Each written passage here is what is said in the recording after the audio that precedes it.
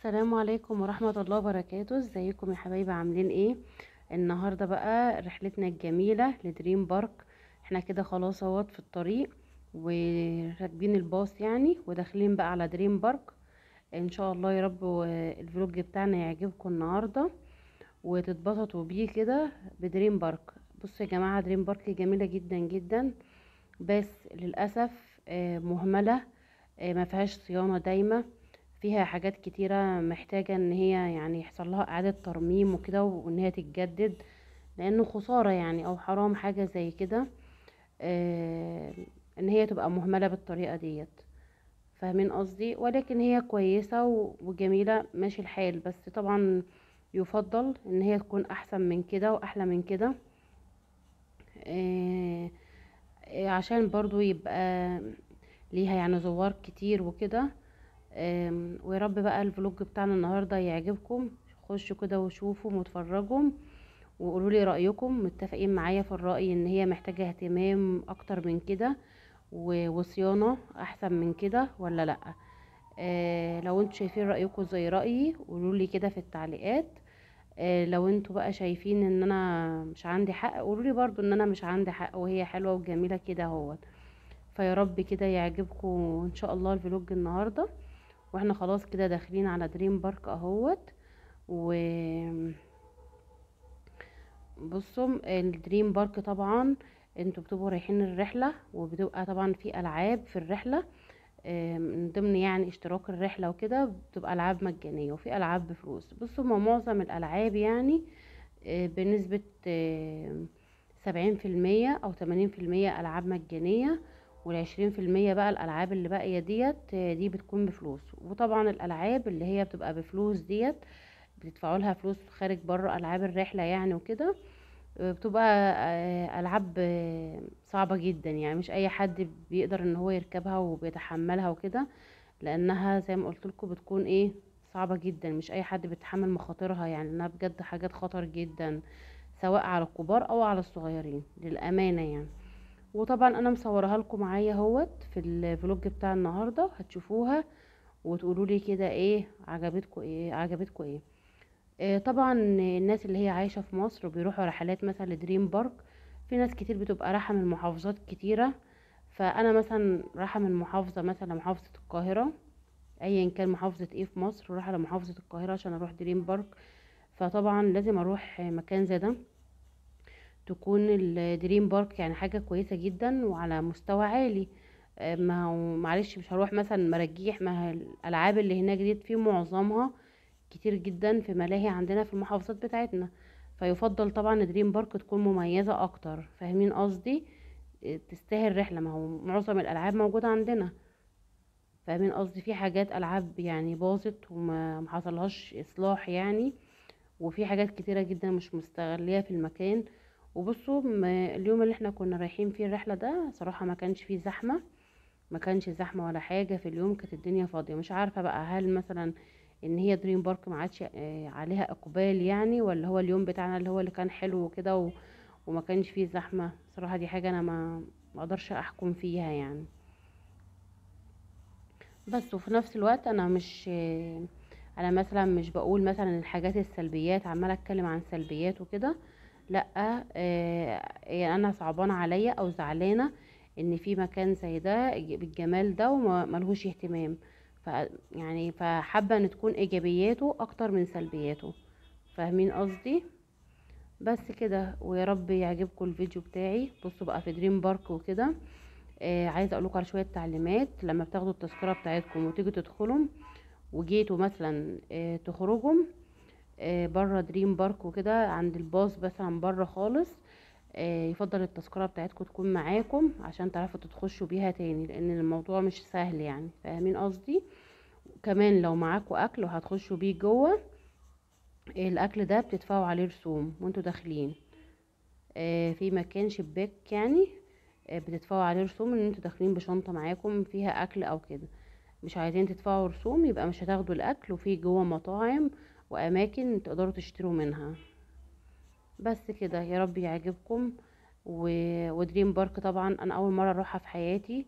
بس اللي انا اعرفه زمان يعني من كذا سنة هي كانت كانت جميلة، كانت فيها امكانيات اكتر من كده. يعني هي دلوقتي انا حاسه ان هي مهلكه جامد، ومفيش يعني ملهاش تطوير يعني وكده، فاهمين قصدي؟ دي اهية البوابة. بعد البوابة الرئيسية اللي الناس بتخش منها بقى. بس كده. ودي بقى الحاجات الجميلة بيستقبلوا بها الأطفال، ويشدوهم طبعا للمكان. وطبعا يا جماعة لو معاكم أطفال بتدوخ أو بتتعب أو بترجع، حاولوا اختاروا لهم ألعاب اللي هي تناسبهم وكده. لأن ايه، في ناس كبيرة أنا كنت بشوفها كبيرة، شباب وبنات كبار، وكانوا بيتعبهم وبيدوخهم وبيرجعهم وكده يعني. فانتقوا بقى الألعاب اللي تناسبكم أو تناسب ولادكم، لأن مش كل حاجة بتكون مناسبة لكل الناس. عايزاكم بقى تتفرجوا كده وتستمتعوا بالمكان. ويا رب كده ايه يعجبكم الفلوج، واتفرجوا بقى واسمعوا للاخر. انا مش هعطيلكوا طاقه سلبيه والله ايه ولا حاجه، انا بديكوا بس يعني ايه، بقول لكم وجهه نظري عن المكان، يعني فاهمين قصدي؟ بس. وطبعا كل واحد بيبقى ليه وجهه نظر وبيبقى ليه راي وكده، ومن الناحيه اللي هو شايفها يعني وكده.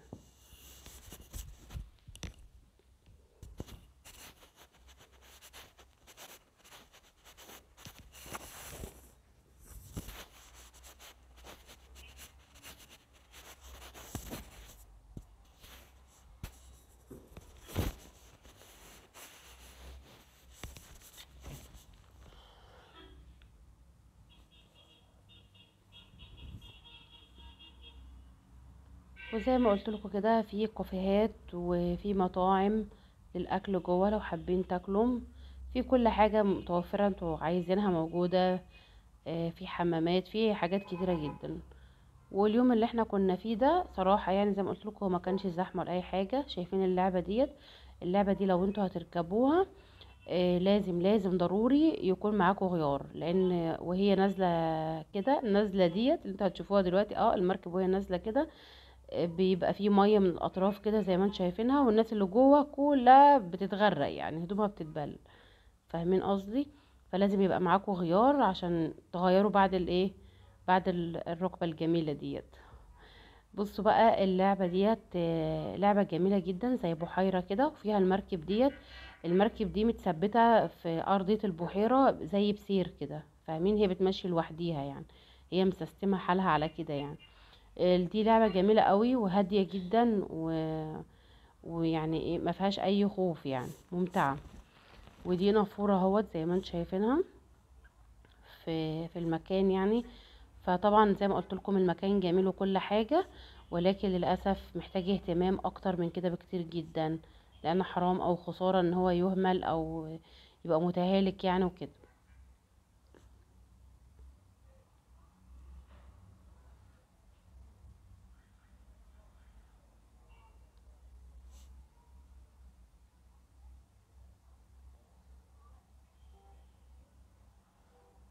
وفي اماكن كتير جدا فيها استراحات وكده، ممكن تقعدوا استراحات يعني.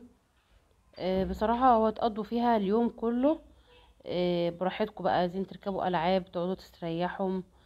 واحنا حظنا في اليوم ده كان الجو الحمد لله حلو يعني، ولا كان حر ولا كان برد، كان الجو حلو معقول.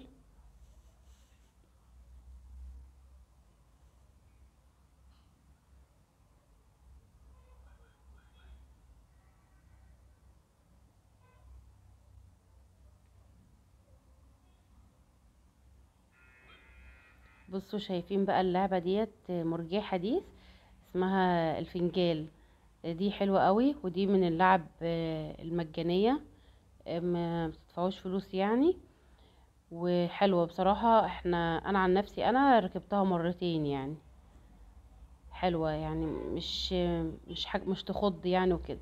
بس طبعا في ناس كانت بتتعب منها وكانت بتدوخ منها، انا عن نفسي يعني كانت معايا كويسة، وعشان كده ركبتها مرتين. ودي بقى لعبة البالونة، برضو بالنسبة لي كانت كويسة، وركبتها مرة واحدة، وبالنسبة لي انا كانت كويسة. يعني مش كل الناس برضو زي بعضيها.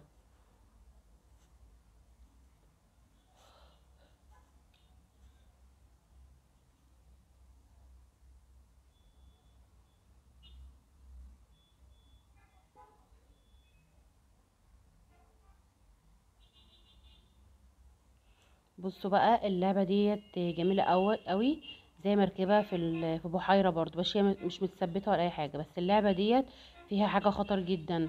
في اتنين شباب واقفين هما بيساعدوكي ان انت تدخلي على المركب، وانت خارجه بيخرجوكي. ما تحاوليش تنزلي لوحدك او تطلعي لوحدك، فاهمين؟ لان والله العظيم واحده ست كبيره قدامي، هي الشباب ساعدوها دخلوها فيها، وهي جايه تخرج خرجت لوحدها، وقعت في قلب البحيره وغرقت بهدومها بشنطتها بموبايل بالتليفون بتاعها بكل حاجه. فلازم يكون حد يساعدك وانت طالعه وانت داخله. ودي بقى لعبه الحصان دي حلوه لكل الاعمار بقى، للكبار والصغيرين. لعبه رقيقه وهاديه ورايقه كده يعني. بصوا بقى ده ايه، زي فيه زي قطر كده بتركبوه، بيمشي فيكوا ايه يعني، زي غابة كده فيها بقى ديناصورات او حاجات كده. تحس كده ان هي مستوحاة من فيلم اجنبي يعني، فاهمين قصدي؟ بياخد لكم جولة يعني ايه، في قلب حديقة كده، حديقة في قلب، في جوه دريم بارك نفسها.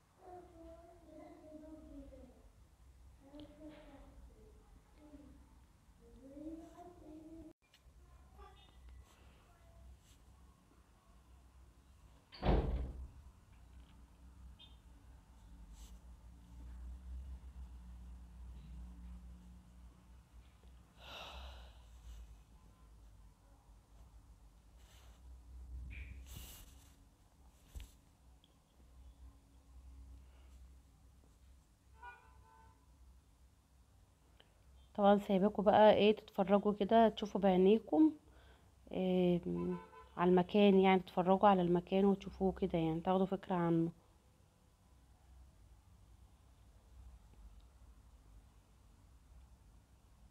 بصوا بقى اللعبة دي من الألعاب اللي هي بفلوس، ولعبة خطر جدا يعني. مش أي حد يركبها على فكرة. كل الناس أو معظم الناس اللي كانوا راكبين عليها دولت كانوا بيصرخوا، والله بجد كانوا بيصرخوا بمعنى الكلمة يعني.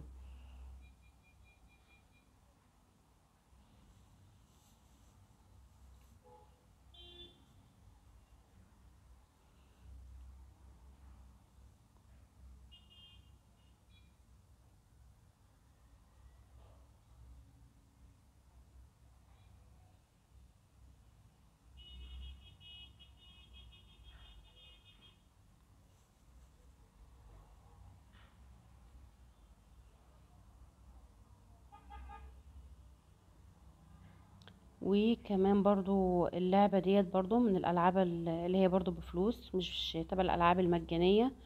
وبرضو نفس الكلام، لعبة خطر برضو. صعبة. البتاع اللي في النص المربع ده، بصوا بيطلع فوق مسافة عالية جدا، مش مسافة يعني، مش لا مش قليلة مش واطية يعني، فاهمين قصدي؟ وبرضو لعبة برضو خطر. وحتى صوتها صعب جدا يعني، في الطلوع والنزول بتعمل صوت صعب قوي قوي يعني.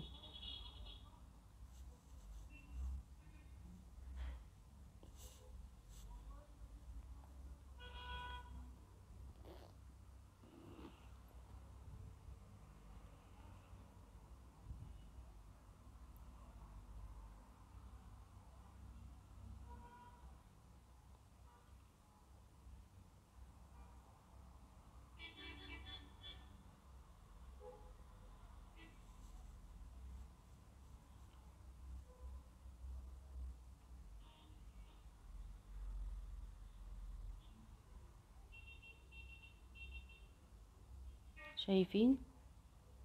مسافة عالية قوي، وصوتها بجد في الطلوع والنزول صوتها صعب قوي، مش سهلة يعني.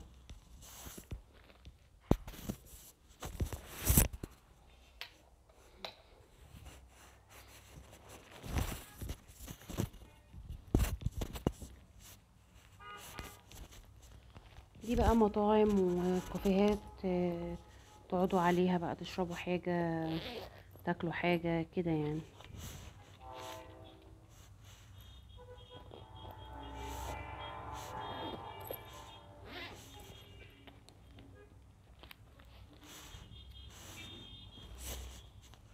بصوا ده قطر موجود جوه، القطر ده مجاني يعني مش بفلوس. بياخد لكم جولة كده جوه مكان جوه برضو دريم بارك، يعني فاهمين قصدي. ده برضو من الحاجات المجانية اللي مش بتدفعوا لها فلوس يعني وكده. اتفرجوا بقى علينا بقى واحنا راكبينه كده وايه ماشيين كده. مش هو بصراحة مش بيلف في كل دريم بارك، يعني هو بيلف في جزء في منطقة منها يعني، مش كل المكان وكده. حلو برضو وكويس وحاجة هادية كده برضو للكبار والصغيرين، الناس اللي هي ما بتستحملش يعني، فاهمين قصدي. وانتوا راكبينه كده على الجنب اليمين، على ايديكم اليمين تبقوا شايفين دريم بارك. على الجنب الشمال بقى لو كده كده كانوا ايه شايفين بره على الطريق. العربيات والباصات بقى اللي هي ايه واقفه راكنه قدام دريم بارك وكده يعني.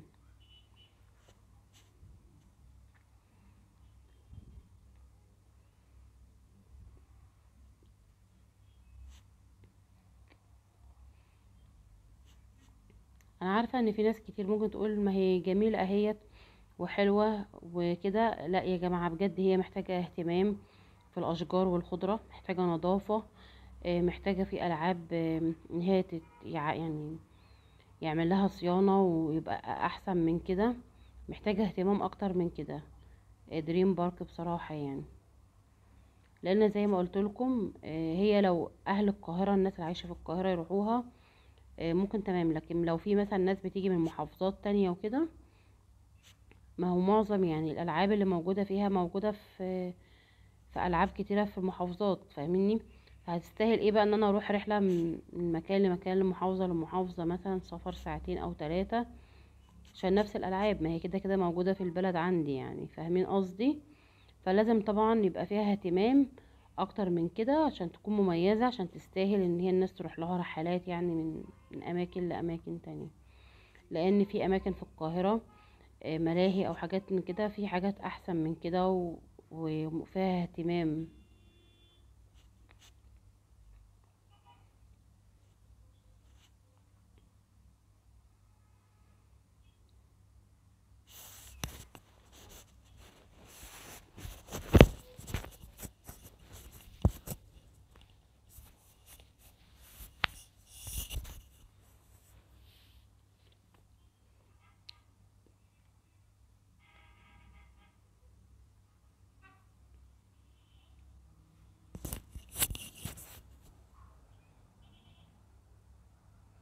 فبصراحة القطر ده برضو حلو يعني، بيديكي جولة كده حلوة جوه المكان وكده.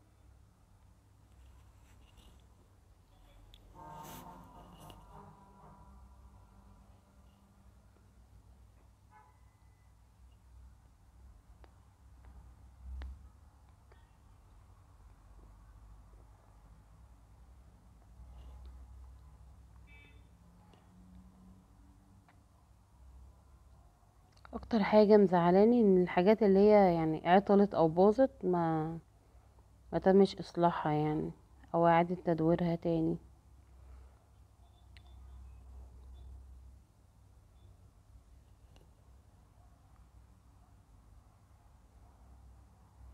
هنا بقى ايه كان وقت الغروب كده، جميل قوي وقت الغروب ده. ده بقى الجنب التاني بقولكوا عليه على شمالكوا يعني، البارك بقى اللي ايه راكن فيه كل العربيات او يعني الناس اللي داخل دريم بارك او كده يعني، فاهمين قصدي.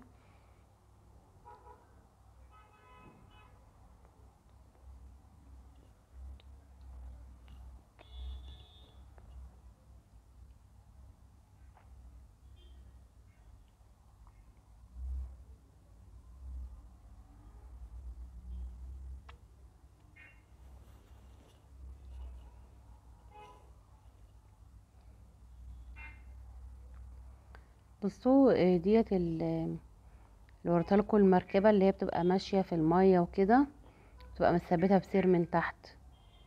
دي برضو احنا ركبناها وركبناها مرتين يعني، حلو قوي. ده بقى واحنا راكبينها جوه كده، هي ماشية كده مع نفسيها كده، متثبتة في سير تحت كده، في تحت في الارض في البحيرة، وهي ماشية مع نفسها كده. هنا بقى في دريم بارك خلاص كان في حفلتين بالليل، آم، المتحف اليوناني تقريبا او حاجة مش فاكرة والله المكان، اغاني وكده والاطفال بتلعب. وخلاص كده بقى رحلتنا خلصت، وبالليل جه بقى وهنركب بقى الباص بتاعنا، وخلصت رحلتنا كده في دريم بارك.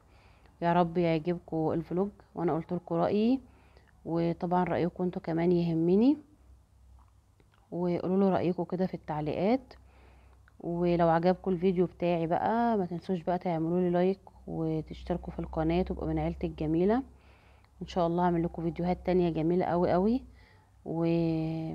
ومع السلامة، واشوفكم ان شاء الله في فيديو جديد وفلوج جديد. وان شاء الله كل حاجة يعني مكان اروح ازوره كده اعمل لكم فيديو فيه، نستفاد كلنا من بعض ان شاء الله. ومع السلامة.